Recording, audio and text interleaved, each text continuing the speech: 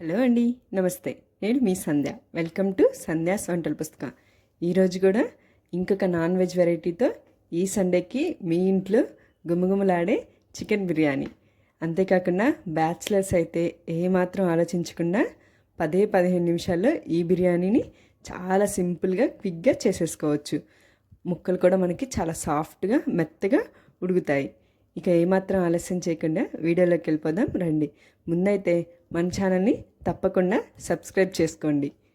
ముందుగా నేను ఇక్కడ ఒక 1/2 kg వరకు చికెన్ని తీసుకొని చికెన్ని శుభ్రంగా కడుక్కున్నాను. అందులోకి 1/2 టేబుల్ స్పూన్ వరకు పసుపు, అలాగే 1 టేబుల్ స్పూన్ కారము, రుచికి సరిపడినంత వరకు ఉప్పు, 1 చెంచా వరకు ఉప్పు, ధనియాల పొడి, గరం మసాలా, అలాగే జీలకర్ర పొడి, వీటన్నిటిని 1/2 టేబుల్ స్పూన్ వరకు తీసుకున్నాను. ఆ తర్వాత 1 టేబుల్ స్పూన్ అల్లం వెల్లుల్లి పేస్ట్, 2 స్పూన్ల వరకు పెరుగుని వేసుకొని ఒకసారి వీటన్నిటిని బాగా కలిసే విధంగా మనం కలుపుకోవాలి. ఇలా వేలతోనే మనం చికెన్ని ఒక 5 నిమిషాల వరకు ఇలా బాగా కలుపుకోవటం వలన మనకి మసాలాలు అనేవి చికెన్కి బాగా పడతాయి. ఇలా చేసుకున్న చికెన్ని టైం ఉంటే కనుక ఒక 1 అవర్ వరకు ఫ్రిడ్జ్లో పెట్టేసుకోండి. టైం కనుక లేకపోతే అంతే చేసేసుకోవచ్చు. ఇలా 1 అవర్ తర్వాత ఇందులోకి ఒక పెద్ద సైజు ఉల్లిగడ్డని, అలాగే 2 మీడియం సైజు టమాటాలని, 3 పచ్చిమిర్చి చిలుకల్ని వేసేసుకొని ఒకసారి 1 రెమ్మ కరివేపాకు కూడా వేసుకొని ఒకసారి వీటన్నిటిని బాగా కలిపేసుకోండి.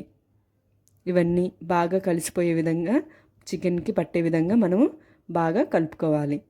ఇలా ఒక 5 నిమిషాల వరకు వీటిని బాగా కలుపుకోవాలి. ఇలా కలుపుకున్న చికెన్ని పక్కన పెట్టేసుకోండి. ఆ తర్వాత ఇక్కడ నేను చూపిస్తున్న గ్లాస్తో 1 గ్లాస్ వరకు నేను బాస్మతి రైస్ని కడుక్కొని ఇలా పక్కన పెట్టి నానించాను. ఇందులోకి ఒక కుక్కర్ తీసుకొని కుక్కర్లోకి 3 టేబుల్ స్పూన్ వరకు ఆయిల్ తీసుకోండి. ఆయిల్ అనేది బాగా హీట్ అయిన తర్వాత ఒక బిర్యానీ ఆకు, లవంగం, చెక్క, యాలకులు, అలా బిర్యానీ స్పైసెస్ అన్నిటినీ ఇందులోకి యాడ్ చేసుకోండి. ఇవన్నీ కొంచెం బాగా ఫ్రై అయిన తర్వాత మనం ఇందాకలా కలిపి పెట్టుకున్నటువంటి చికెన్ని ఇందులోకి వేసుకొని ఒక్కసారి అంతా బాగా కలిసిపోయే విధంగా మనం బాగా కలబెట్టుకోవాలి. ఒకసారి బాగా కలిపుకున్న తర్వాత మనము మూత పెట్టుకొని మధ్య మధ్యలో కలిపుకుంటూ చికెన్లో ఉన్నటువంటి నీరంతా బయటకు వచ్చేసి ఆ నీరంతా ఇంకిపోయి మనకి చికెన్ ఒక 80% వరకు కుక్ అయ్యేలాగా మనం చూసుకోవాలి. ఇక్కడ చికెన్లోకి నీరన్నీ పైకి బాగా వచ్చేసాయి. ఇలా మనం మూత పెట్టుకుంటూ చికెన్లో ఉన్నటువంటి వాటర్ అనేవి మనకి బాగా ఇంకిపోవాలి. కొంచెమన్నా ఏం పర్లేదండి. ఇలా చికెన్ అనేది మనకి ఒక 80% వరకు బాగా కుక్ అవుతుంది. ఇలా చికెన్ మనకి 80% కుక్ అయిన తర్వాత వాటర్ ఉన్నా కానీ ఏమీ కాదండి. అందులోకి మనం నానబెట్టుకున్నటువంటి బాస్మతి రైస్ని వేసేసుకోండి. మీకు కనుక చికెన్లో ఉడికిన తర్వాత కూడా బాగా వాటర్ ఉన్నాయంటే ఇప్పుడు మనం పోసుకునే ఎసరికి 1 కప్కి 1.5 కప్పు వరకు మనం వాటర్ని తీసుకుంటాం. మీకు చికెన్లో కనుక వాటర్ ఉన్నట్లయితే 1 పావు వరకు తీసుకోండి. 1 కప్ నిండా పోసుకొని కొంచెం పోసుకోండి.